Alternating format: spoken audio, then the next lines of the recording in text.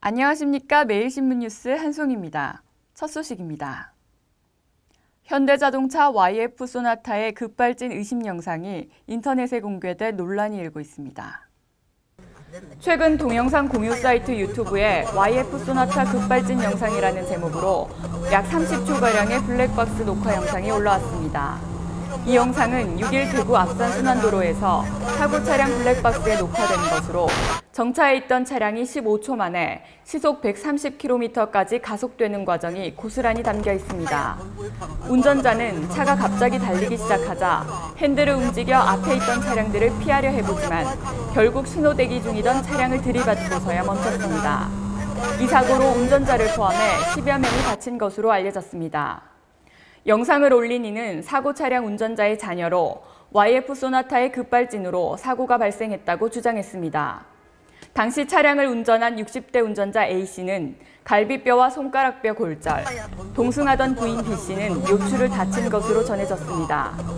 경찰은 사고 차량의 급발진 여부 확인을 위해 국립과학수사연구소에 분석을 의뢰하고 운전자의 과실 여부를 조사할 계획입니다. 새누리당 새 원내대표로 사선의 친박 핵심인 이한구 의원이 선출됐습니다. 19대 당선자를 대상으로 한 원내대표 경선 결과 새누리당 새 원내대표로 사선의 친박 핵심인 이한구 의원이 선출됐으며 정책위 의장으로는 삼선의 진영 의원이 당선됐습니다. 이한구 의원이 19대 국회 첫 원내대표로 당선된 것은 친박계 의원들의 대거 지지에 따른 것으로 분석됩니다.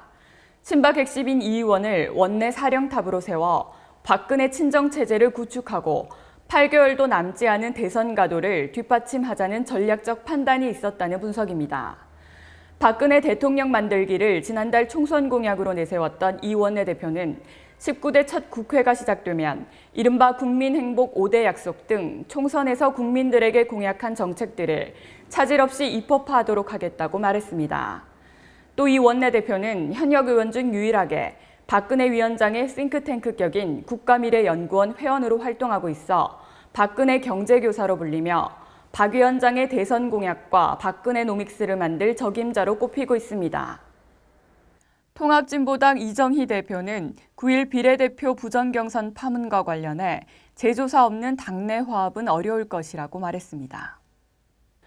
통합진보당 이정희 공동대표는 9일 비례대표 부정경선 파문과 관련해 전면 재조사가 받아들여지지 않으면 당내가 화합할 가능성이 적어질 것이라고 말했습니다.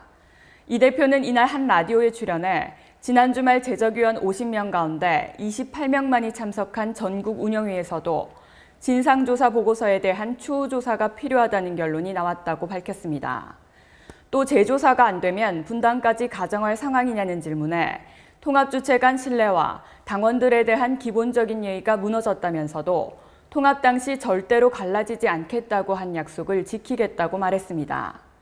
이어 전면 재조사에서 사퇴할 수준이면 비례대표들이 사퇴할 수 있느냐는 질문에는 당연하다며 현장 투표 등의 문제들이 확인이 안 된 문제인데도 기정사실화돼 일단 사퇴하라는 당의 입장은 납득할 수 없는 것이라고 지적했습니다.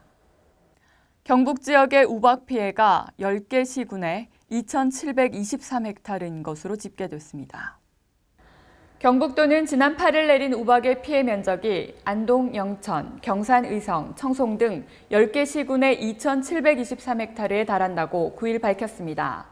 지역별 피해 면적은 청송군이 1,039헥타르로 가장 넓었고 청도군, 포항시, 경산시, 영천시 등의 순으로 나타났으며 장목별로는 사과, 복숭아, 고추, 자두, 양파 순으로 집계됐습니다.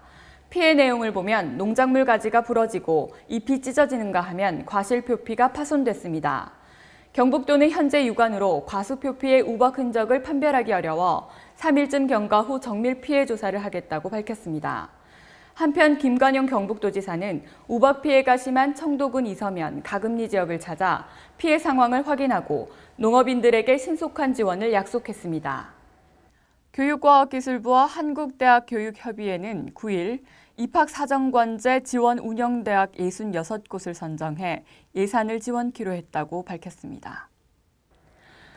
교육과학기술부와 한국대학 교육협의회는 9일 2012년 입학사정관제 지원사업과 관련해 입학사정관제 운영지원대학 66곳을 선정하고 총 391억 원의 예산을 지원한다고 밝혔습니다. 이번에 선정된 입학사정관제 운영지원대학으로는 선도대학 30곳, 우수대학 20곳, 특성화 모집단위 운영대학 8곳, 교원양성대학 8곳을 포함한 66곳과 입학사정관 연수훈련 프로그램 지원대학 8곳이며 올해 선정된 대학의 경우 입학사정관제 내실화 및 정착 의지가 높은 것으로 파악됐다고 교과부는 전했습니다. 이로써 선도대학은 전체 모집 인원의 24.5%를 입학사정관 전형으로 선발해 지난해보다 2.7%포인트 높아졌으며 우수대학은 지난해보다 2.4%포인트 늘어난 18.4%를, 올해 신설된 교원 양석운영대학도 47.9%를 입학사정관 전형으로 뽑게 됩니다. 또 올해 신규로 선정된 대학으로 선도대학은 서울시립대, 조선대, 충남대가, 우수대학은 동의대와 서울과학기술대, 특성화 모집단위 운영대학은 광주과기원이 선정됐습니다. 오늘은 구름이 많고 흐린 날씨를 보이겠습니다.